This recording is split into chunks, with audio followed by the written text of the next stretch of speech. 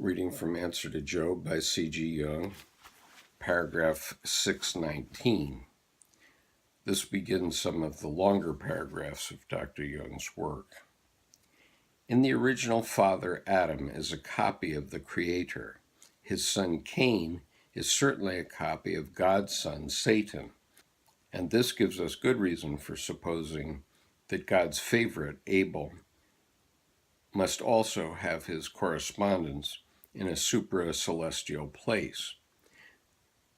The ominous happenings that occur right at the beginning of a seemingly successful and satisfactory creation, the fall and the fratricide, catch our attention, and one is forced to admit that the initial situation, when the Spirit of God brooded over the tohu bohu, hardly permits us to expect an absolutely perfect result.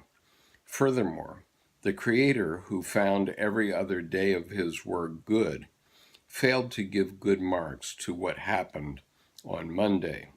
He simply said nothing, a circumstance that favors an argument from silence.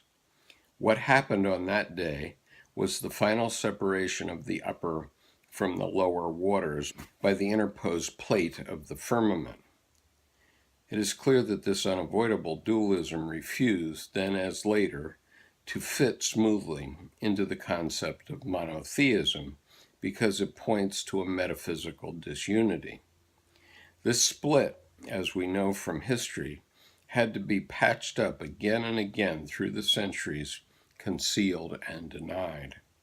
It had made itself felt from the very beginning in paradise, through a strange inconsequence which befell the Creator or was put over on him.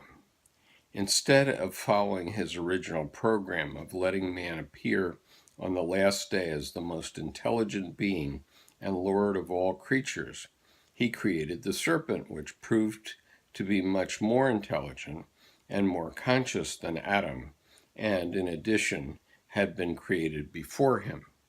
We can hardly suppose that Yahweh would have played such a trick on himself. It is far more likely that his son Satan had a hand in it. He is a trickster and spoilsport who loves nothing better than to cause annoying accidents.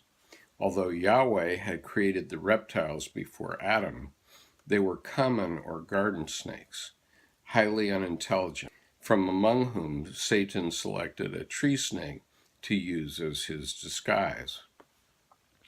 From then on, the rumor spread that the snake was the most spiritual animal. Later, the snake became the favorite symbol of the nous, received high honors, and was even permitted to symbolize God's second son, because the latter was interpreted as the world-redeeming logos, which frequently appears as identical with the nous. A legend of later origin maintains that the snake in the Garden of Eden was Lilith, Adam's first wife, with whom he begot a horde of demons.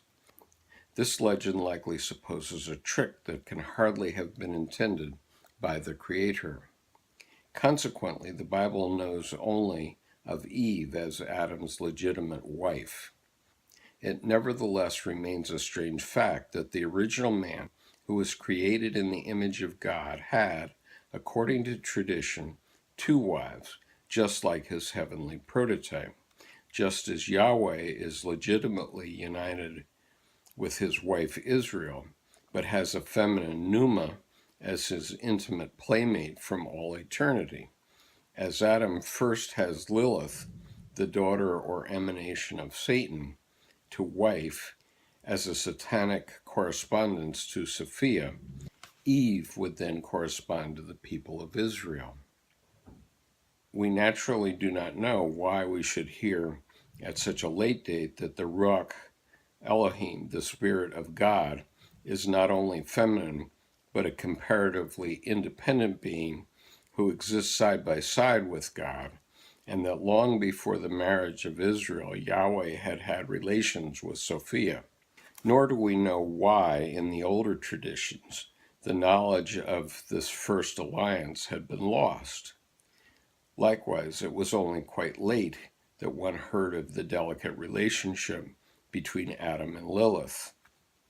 Whether Eve was as troublesome a wife for Adam as the children of Israel, who were perpetually flirting with unfaithfulness, were for Yahweh, is equally dark for us.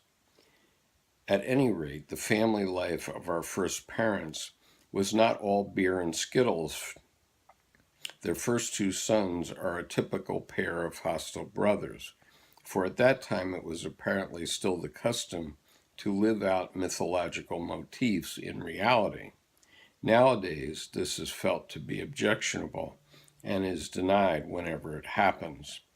The parents can share the blame for original sin.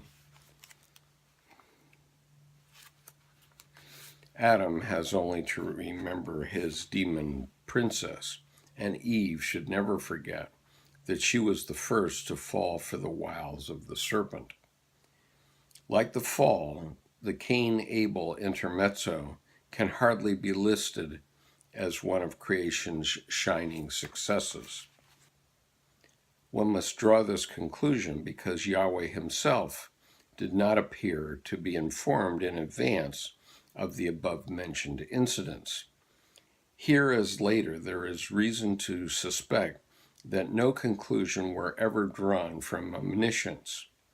Yahweh did not consult his total knowledge and was accordingly surprised by the result. One can observe the same phenomenon in human beings, wherever in fact people cannot deny themselves the pleasure of their emotions. It must be admitted that a fit of rage or a sulk has its secret attractions. Were that not so, most people would long since have acquired a little wisdom.